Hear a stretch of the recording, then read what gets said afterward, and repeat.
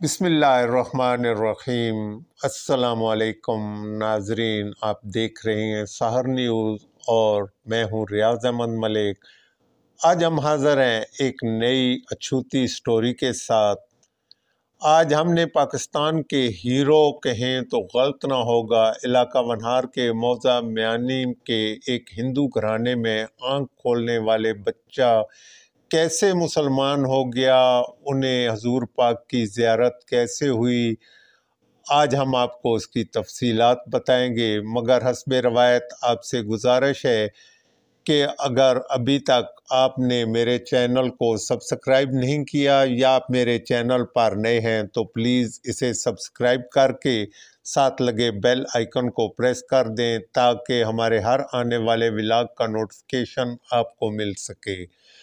تو ناظرین شروع کرتے ہیں آج کے ولاگ کی سٹوری۔ ناظرین یہ سٹوری میں کافی عرصہ پہلے پیش کرنے والا تھا، لیکن چونکہ حقیقت مجھے واضح نہیں تھی، میں نے کوشش بھی کی، ان کے بیٹے سے رابطہ بھی کیا۔ طہا جلیل لکی کی جانب سے سوشل میڈیا پر ایک سٹوری سامنے آئی تو میں نے سوچا کہ یہ سٹوری آپ تک پہنچا دی جائے، تو میں اس سٹوری کو آپ تک پہنچا رہا ہوں منوعن جیسے طہا جلیل لکی صاحب نے اس کو بھیجا ہے۔ جون 1924 میں میانی کے اس پختہ اور وسیع مکان میں علاقے کے ایک با اثر اور متمول ہندو تاجر لالا مہیم سنگھ صبروال کے گھر ایک بچے نے جنم لیا۔ بیٹے کا نام کرشن لال رکھا گیا تاکہ شری کرشن مہاراج کی طرح لمبی عمر پائے اور ہندو دھرم کا نام روشن کرے۔ ڈسٹرکٹ بورڈ پرائمری اسکول، جو آج گورنمنٹ پرائمری اسکول کے نام سے مشہور ہے، کرشن لال کی اولین درسگاہ بنا۔ بعد میں کرشن لال بوچھال کے ڈسٹرکٹ بورڈ ہائی اسکول میں داخل ہو گیا، جس کا موجودہ نام گورنمنٹ ہائی اسکول ہے۔ اسی اسکول میں کرشن لال کی ملاقات مولانا عبدالرؤف سے ہوئی۔ اس ملاقات نے کرشن لال کی زندگی کا رخ بدل دیا۔ یہی وہ مسجد ہے جی جہاں 4 مارچ 1938 کو جمعے کے روز یہاں اسلام قبول کیا مولانا عبدالرؤف صاحب کے دستے مبارک پر۔ اس کی وجہ یہ بنی کہ ہم ہر روز بھوچال سے گھر جاتے تھے، ہندو مسلمان بچے اکٹھے۔ ایک دن چھٹی پہ ہم جا رہے تھے تو آگے سے دیکھا کہ ایک مولانا تشریف لا رہے ہیں۔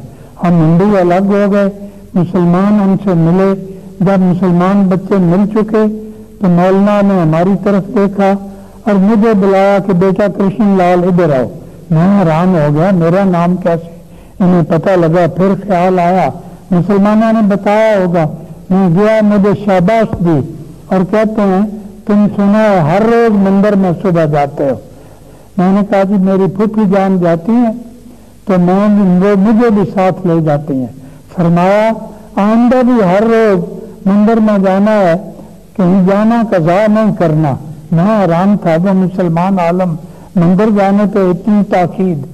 ایک کام اور کر لینا کہ جب رات کو اسکول کا کام کر کے سونے لگو تو دعا کرنا۔ ہم تو اللہ تعالیٰ سے دعا کرتے ہیں، تم بھگوان کہتے ہو۔ اپنے ہاتھ اٹھا کر کے اے بھگوان، جو راستہ آپ کے دربار تک پہنچتا ہے وہ مجھے بھی دکھا دیں۔ کوئی 7-8 دن میں دعا کرتا رہا، یہ کچھ بھی نہ ہوا۔ کوئی 9ویں رات تھی، میں جب لیٹا ہاتھ اٹھائے، میں نے کہا بھگوان 8 دن پکارتے ہو گئے ہیں اور کوئی جواب نہیں۔ میں رو پڑا، روتے روتے سو گیا۔ جب سو گیا تو رات کو خواب دیکھا، وہ مختصراً ہی بیان کروں گا کہ میرا ایک کلاس فیلو وہاں میرے گھر کے پاس سے گزر رہا ہے، محمد صادق اس کا نام تھا۔ میں نے پوچھا محمد صادق کہاں جا رہے ہو؟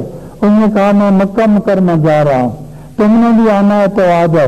میں نے کہا چلو، میں بھی اس کے ساتھ چل پڑا۔ ہم خواب میں 8-10 دن چلتے ہوئے مکہ مکرمہ پہنچ گئے۔ ایک دروازے پہ پہنچے، سوم نیچے تھا۔ آسمان کی طرف سے آواز آئی کہ یہ حرم ہے۔ یہ حرم کا لفظ میں نے پہلی بار سنا۔ تو پھر حرم بھرا ہوا تھا سفید رنگ کے لباس میں، حضرات بیٹھے تھے۔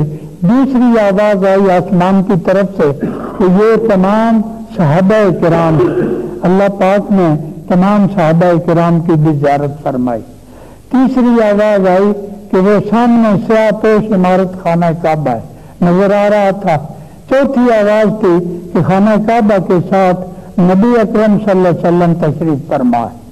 تو میں نے محمد صادق سے کہا کہ اب یہاں آئے ہیں, حضور کی خدمت میں حاضری دیتے جائیں, تم آگے لگ جاؤ, پہلے مریمہ مسلمان ہو, میں ہندو ہوں, نمبر 2 پہ ملوں گا.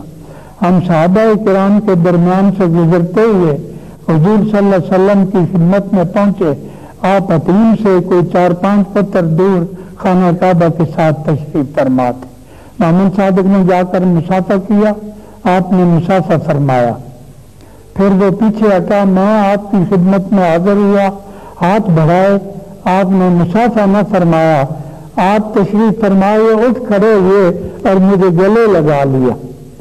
کو 2-3 منٹ گلے لگائے رکھا. مجھے بڑا لطف آیا کہ کتنا عظیم شان پیغمبر ہے جو ایک ہندو بچے سے اس طرح معانقہ فرما رہے ہیں.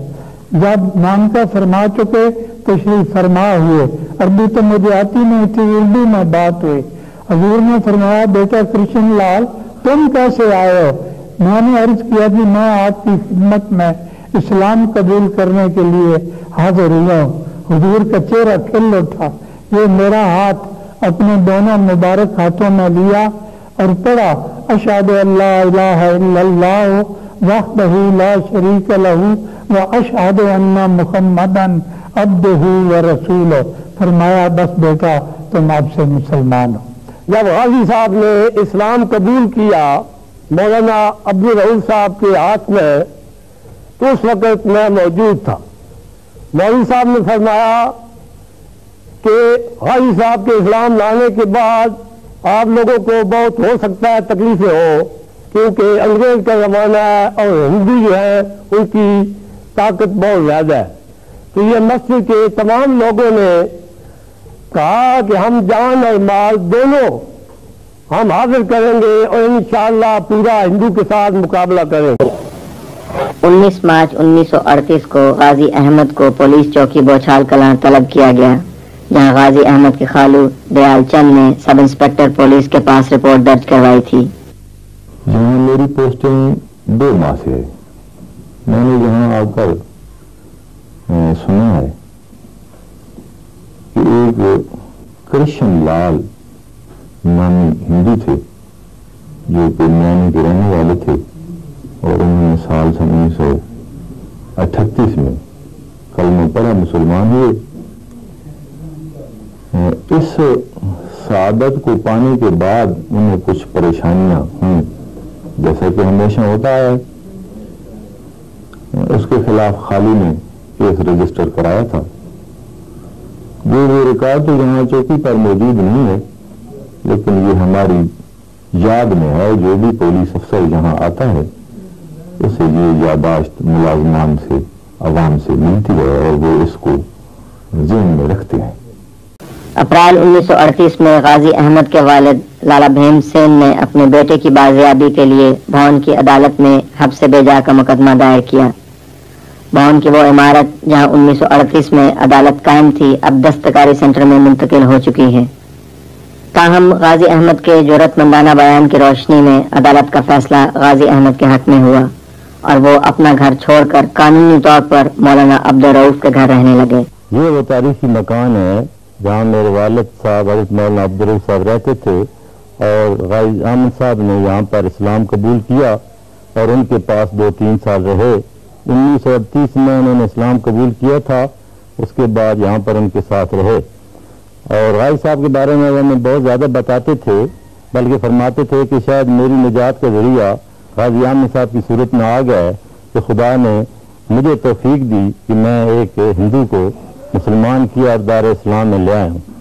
غازی صاحب کے بارے میں انہوں نے مزید یہ بتایا کرتے تھے کہ انتہائی ذہین تھے, اور ایک ہندو بچے ہوتے ہوئے وہ اسکول سے یہاں پر تفریح پر آ جاتے, اور مختصراً یہ کہ بہت سی جو کورس ہے جو علماء کئی سالوں میں کور کرتے ہیں وہ انہوں نے چند مہینے میں پڑھا, اور پھر وہ اپنے اسلام پر اتنے مستقل مزاج رہے کہ بشمار تکالیف کے باوجود وہ ثابت قدم رہے.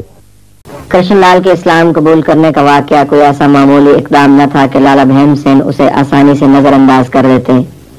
انہوں نے ایس ٹی ایم چکوال کی عدالت کا دروازہ کھٹکھٹایا۔ جب 1938 میں ہندو دھرم چھوڑ کر اسلام قبول کیا تو تیسرا مقدمہ یہاں اے سی صاحب کے پاس دائر ہوا۔ یہ ان کی عدالت تھی، جو اب تو مکان بھی پرانا ہو چکا ہے اور گر چکا ہے۔ تو اے سی صاحب ہندو تھے اس وقت، اور انہوں نے باوجود اس کے مجھ سے بیان لیے، میں نے بیان دیے کہ کسی مسلمان نے مجھے ڈرایا دھمکایا یا لالچ نہیں دیا، میں اپنی مرضی سے اسلام لایا ہوں، انہوں نے میرے حق میں فیصلہ دے دیا۔ تاہم لالا بہیم سین نے ہمت نہ ہاری اور اپنے بیٹے کی بازیابی کے لیے جہلم کی عدالت میں اپیل درج کی۔ یہاں مسلمان جج کرم الہی نے غازی احمد کو نابالغ قرار دیتے ہوئے اپنے باپ کے ساتھ رہنے کا حکم دیا۔ بعد میں یہ معلوم ہوا کہ جج کو اپنے ساتھ ملانے کے لیے لالا بہیم سین نے 10,000 روپے رشوت دی تھی۔ لالا بہیم سین غازی احمد کو اپنے ساتھ کشمیر لے گئے، جہاں انہیں بھدروا کے ہندو ہائی اسکول میں داخل کروا دیا گیا۔ تاہم ایک روز غازی احمد ہمت کر کے بھدروا سے فرار ہو کر واپس میانی پہنچ گئے، جہاں انہوں نے دوبارہ اپنے آبائی گھر سے تعلق قطع کر کے مولانا عبدالرؤف کے گھر رہائش اختیار کی۔ اپنی تعلیم کا سلسلہ جاری رکھنے کے لیے غازی احمد نے دوبارہ ڈی بی ہائی اسکول بوچھال کلا میں داخلہ لیا، جہاں سے انہوں نے فرسٹ ڈویژن میں میٹرک کا امتحان پاس کر کے تمام سکول میں اول پوزیشن حاصل کی۔ سکول اعظم میں غازی احمد صاحب 1940 میں میٹرک کے طالب علم تھے۔ اس دور میں ہندوؤں اور مسلمانوں کے درمیان تعلیمی مسابقت کا سخت رجحان تھا، اور یہ اللہ کا خصوصی ان پہ فضل و کرم تھا۔ ناظرین، کوشش کریں گے کہ ان کی زندگی کی حقیقی کہانی پیش کریں۔ انشاءاللہ اس کے بیٹے سے رابطہ کر کے بقایا مواد بھی حاصل کرنے کی کوشش کریں گے، جو میں بہت جلد آپ کو دکھاؤں گا۔ اس کے ساتھ ہی اجازت چاہیں گے۔ اللہ حافظ۔